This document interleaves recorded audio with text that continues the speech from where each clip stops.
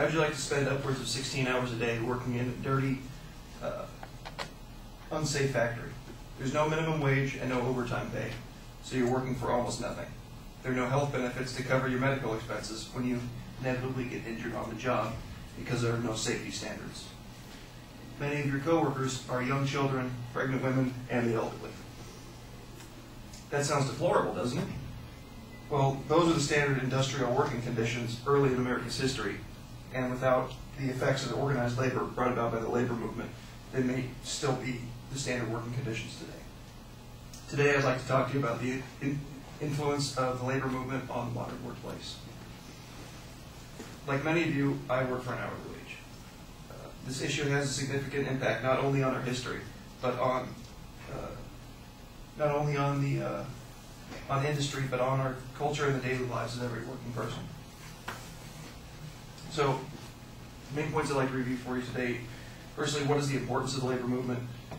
What are the goals of the labor movement, and what are its effects on the modern workplace? So, what is the labor movement? Why does it matter? Well, let's start with the origins.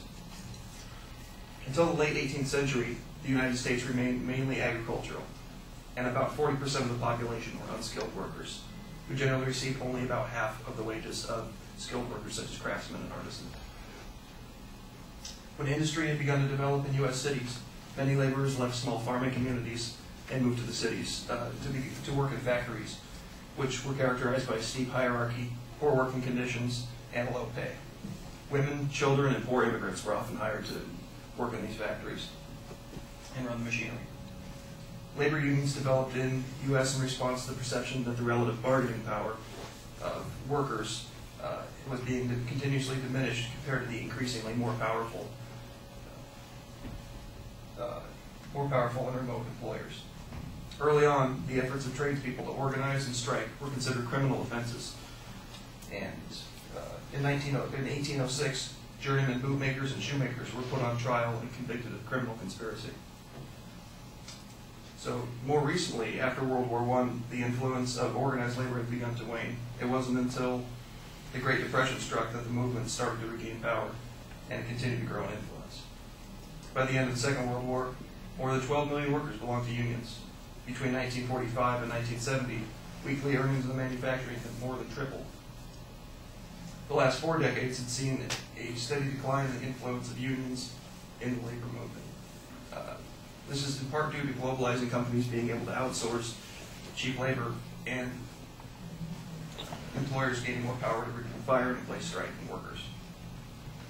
So who are some important people in the labor movement? Firstly is Eugene V. Debs.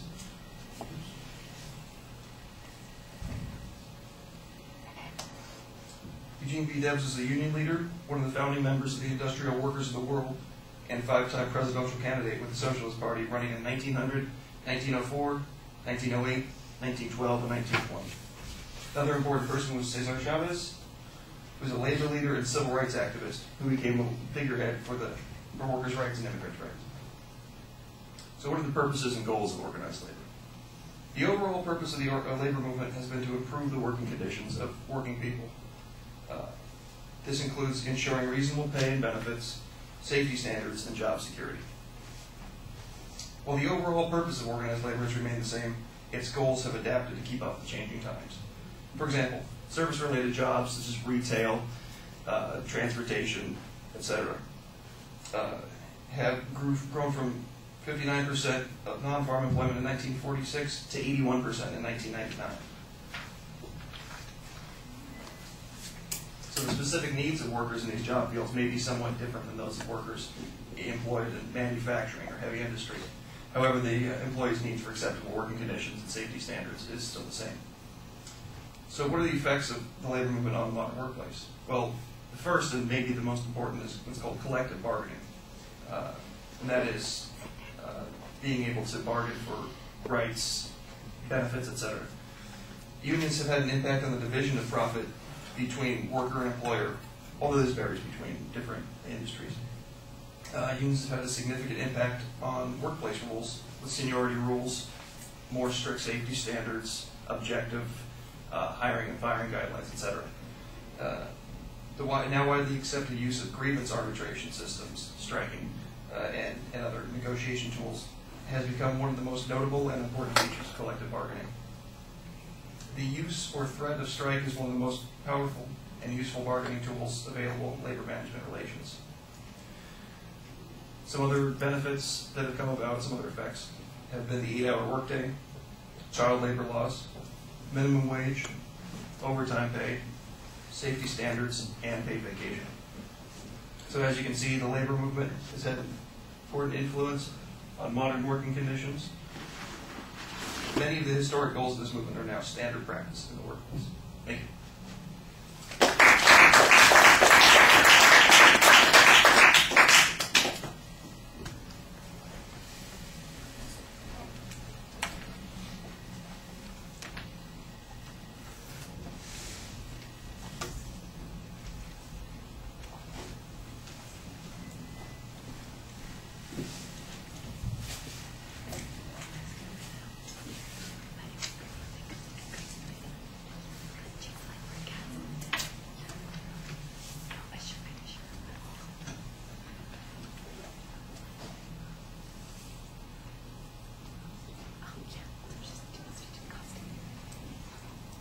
All right, Alejandra, what did you think? Okay, I like the topic since it's something that like everyone can relate to since we do all work. And the pictures, like your visuals, helped a lot, like to support your cause. There's just some awkward moments where you paused a lot and you like began to speak a little faster, which I think like shortened the length of your speech, so you didn't go as long as you should have gone. And also you held your hands like behind your back, which kind of, I don't know, I thought it looked a little weird. Yeah. But don't worry, I cross my legs all the time, so we all do weird stuff. But and you had a lot of good information, but I think with that, it like made you read a lot more. Like there was only some moments where like towards the end you started to like scan over the audience a little more, but I think you could have like just like looked at us a little more. But it was a good topic. I just wish you would have gone a little longer. Thank you. All right, I'll echo most of the comments that she made about the presentation. I noticed the thing about your hands behind your back also, and I did think that you scanned the audience a little bit more as you went on, and I think that those are good things to be working forward to. Like I said, they'll be more important on our subsequent speeches. Organizationally, I thought that you started off pretty well. You had a nice label of the points that you were going to talk about, but in the body of the speech, I didn't really get that sort of structure while you were speaking. And in fact, there was one spot where we jumped from 1806 to World War II, and it just feels like something happened there. That information just disappeared, and it sounds like there was a rise and then a fall and then a rise again and then a return of the labor movement. When you do talk about Debs, for instance, you mention him, but he's in that in-between period when, you know, we don't know what's going on except he ran for president as a socialist several times, and what was going on at that period of time. So the review of the labor movement and the impact that it had on workplace conditions, I think, needed to be a little bit more coherent. You've got a lot of things that you made claims about, like minimum wages, child labor, safety conditions, all those kinds of things. Well, those came about either as a result of strikes or union negotiations or legislation that was pressed for by the unions, those sorts of things.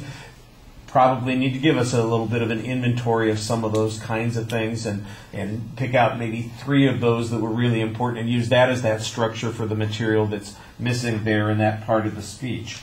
The visuals, I like the early picture that you had of the kids working in the factory along with the adults. I think that gets us some dramatic attention about what you're talking about. I don't know why we're looking at Eugene Debs or Cesar Chavez, except that they are well-known labor leaders, but they don't have much to do with the things that you're talking about. And it seems like key points where a change was made, if there was an event, a strike, a piece of legislation or something like that, that might have been more appropriate as a visual on some of those points that led to restrictions on the use of children in factories, or that led to increases in pay and those sorts of things. There's information scattered in the presentation that I think is good, that gives us a reason to care about this and justifies you talking about it. It just, like I said from the beginning, it seemed like it was going to be a little bit better